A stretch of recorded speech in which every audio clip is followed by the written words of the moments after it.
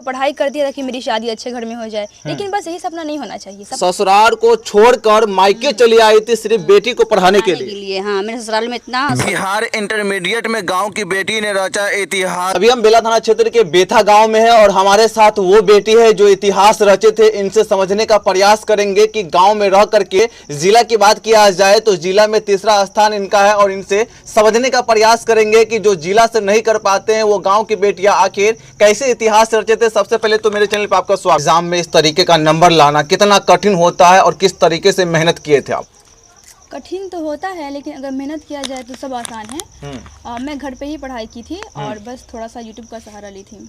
YouTube से पढ़ाई किए थे जी, बस थोड़ा सा सहारा लिए थे। अच्छा। लेकिन मैं घर पे ही बुक से पढ़ी और 7.5 घंटा पढ़ाई की। यानी जो एग्जाम देने से पहले क्या मन में था, क्या सोचे थे और क्या आया है अभी एग्जाम में रिजल्ट? जी, जैसा सोचे थे वैसा ही आया है। मतलब उम्मीद था कि मैं टॉप करूंगी और उस हिसाब से नंबर भी आया है। यानी पहली उम्मीद एक लगाए हुए थे कि हम जिला टॉपर बनेंगे, जिला टॉपर में मेरा नाम आएगा, नाम शुमार होगा। तो बात आप सोच कर गए थे सेंटर पे, वो बात सच हुआ था? जी, सब बिल्कुल सच हुआ है, क्योंकि मेरा उम्मीद था कि मैं टॉप करूंगी इस बार आईए में। यहाँ से पढ़ाई करने में और अपने ददियाल यानी पिताजी के घर से पढ़ाई करने में दोनों में फ़र्क क्या था कि यहाँ करके पढ़ाई कर रहे थे? मैं यहाँ ज़्यादा सुविधा देखी हूँ, इसलिए मुझे लगा कि मेरी पढ़ाई यहीं से अच्छी हो सकती है, इसलिए मैं यहाँ रह के पढ़ाई की हूँ। पढ़ाई लिखाई में मम्मी पापा का सहयोग किस तरीके से मिल रहा था और नाना और नानी का सहयोग किस तरीके से मिल रहा था आपका? मतलब मेरी अम्मी, मेरे घर के सभी लोग जब मैं पढ़ाई करती थी तो मुझ पे दबाव नहीं डालते थे। मतलब फ्री मुझे छोड़ दिए कि पूरा टाइम पढ़ाई ही करो। बस घर का कोई भी काम हो, कोई भी काम मुझसे नहीं लिया जाता था, बस पढ़ाई करो, पढ़ाई पे फोकस। रिजल्ट आया था, कितना नंबर आया था, कितना अंक लाए थे आप? मेरा 448 नंबर था। 448 है। सब्जेक्ट कौन सा था आपका? मेरा मेन सब्जेक्ट में था जियोग्राफी, साइकोलॉजी और होम साइंस, उर्दू, हिंदी और एक्स्ट्रा में हिस्ट्री लिए थे। कॉलेज कौन सा था, कौन से कॉलेज ज्वाइन किए हुए थे आप? श्री गांधी हाई स्कूल परिहार से आईए की हूँ। परिहार से। इनके मम्मी हैं, इनसे समझने का प्रयास करेंगे कि इनकी बेटी किस तरीके से पढ़ाई कर रही थी, पढ़ाई में इनका मन कैसा लग रहा था। क्या नाम हुआ आपका? जिस समाज से आप आते हैं उस समाज में बेटी को पढ़ाना बड़ा कठिन होता है, बड़ा टॉप होता है, तो क्या सोचकर आप पढ़ाए थे? कठिन तो होता ही है, माहौल गांव समाज के माहौल के हिसाब से कठिन हो ही है, लेकिन मैं बहुत सब कुछ से बचाव करके मैं उसको यहाँ तक लेकर आई हूँ। उम्मीद था कि बेटी इस तरीके से इतिहास भी रच सकती है? हाँ, बहुत उम्मीद था, बहुत लगन था। हाँ, इसी उम्मीद के साथ पढ़ा भी रहे थे। इनका लगन देख करके मुझे बहुत उम्मीद था कि ये कुछ बन सकती है, कुछ होगी। ये बताइए, अच्छा नंबर लाएगी। आपसे एक सवाल ये भी करेंगे कि जिस समाज से आते हैं उस समाज में बेटी को पढ़ाते भी है कुछ लोग, और कुछ लोग बेटी को नकार देते हैं कि बेटी पढ़कर क्या करेगी। तो क्या सोचे हुए थे बेटी के लिए? कुछ सपना देखे हुए, कुछ सोच रखे हुए? सपना ये रखे हैं, बेटी अगर पढ़ना चाहेगी आगे तो हम बढ़ा सकते हैं और पढ़ेगी। मेरा सपना यही था कि तुम पढ़ करके IAS बनो। रिजल्ट भी अच्छा आया था, आगे क्या करना है, आगे क्या कैसे पढ़ाई करना, क्या सपना लिए हुए हैं आप?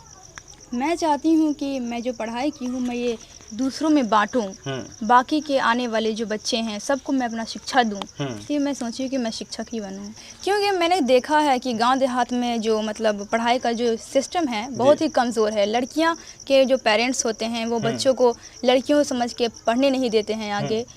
तो मेरा कहना है कि मैं गाँव में ही या फिर कहीं भी कोई जॉब करूँ या नौकरी करूँ, मैं बच्चों को शिक्षा दूँ।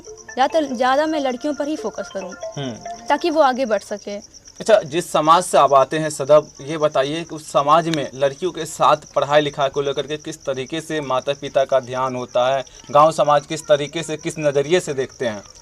सभी लोग कहते हैं लड़की इतना पढ़ के क्या करेगी, लड़कियों के मुकाबले में नहीं आ सकती। लेकिन मेरा मानना ऐसा है कि लड़की भी लड़कों के मुकाबले में आ सकती है, कि उसे अच्छा कर सकती है अगर चाहे तो। लेकिन माँ बाप का भी कहना एक तरह से सही है मुआशरे को देखकर। लेकिन अगर लड़की अब विश्वास के साथ, ईमानदारी के साथ पढ़े तो बिल्कुल पढ़ सकती है। जो लोग थे उनका जो नज़रिया था, जो बात विचार था, किस तरीके का था? हाँ था तो, कि मुझे लेकर कि लोग कहते थे कितना पढ़ के क्या करेगी, लड़की है, घर के काम में लग जाना है। लेकिन मेरे पेरेंट्स ही थे जो मेरा साथ दिया, वो बोले कि नहीं, पढ़ना ही है तो पढ़ना है। और मेरे जो मामू हैं वो मेरा बेस मजबूत किए मुझे पढ़ाए और मैं यहाँ तक आ गई। के रिजल्ट की बात किया जाए तो 448 नंबर लाए थे और जिला में तीसरा स्थान इन्हीं का था। क्योंकि गांव की बात किया जाए तो गांव में जो बेटी होती है या तो 8 क्लास तक पढ़ाई करती है या 10 का एग्जाम देने से पहले ही उनका शादी कर दिया जाता है, वो पढ़ नहीं पाती है। लेकिन सदब का एक सपना था कि टीचर बनेंगे और टीचर बन के जो बेटियां हैं जो पढ़ नहीं पाते हैं उनके जो सपना है वो सपना साकार करने के लिए सदब पढ़ाई कर रही है और यही सपना के साथ में आगे भी पढ़ाई करेंगे। क्योंकि सदर की बात किया जाए तो इनका ये घर जो है वो घर देखने में आपको थोड़ा ही कमजोर लग रहा होगा, लेकिन जो पढ़ाई में कोई भी कसर नहीं छोड़ा गया था, कोई भी कमी नहीं छोड़ा गया था, जिनके कारण आज सदब ये मकाम हासिल किए थे, इस मकाम पर पहुंचे थे कि हर तरफ सदब का चर्चा हो रहा है। और इनकी माता थी, इनके माता का कहना था कि अपने बेटी जो इनकी बेटी थी उनके लेकर के इनका सोच साफ था कि बेटी को पढ़ाना चाहे जैसे भी पढ़ाना। ससुराल को छोड़कर मायके चली आई थी सिर्फ बेटी को पढ़ाने के लिए। हाँ, मेरे ससुराल में इतना सुविधा नहीं था, पढ़ने लिखने का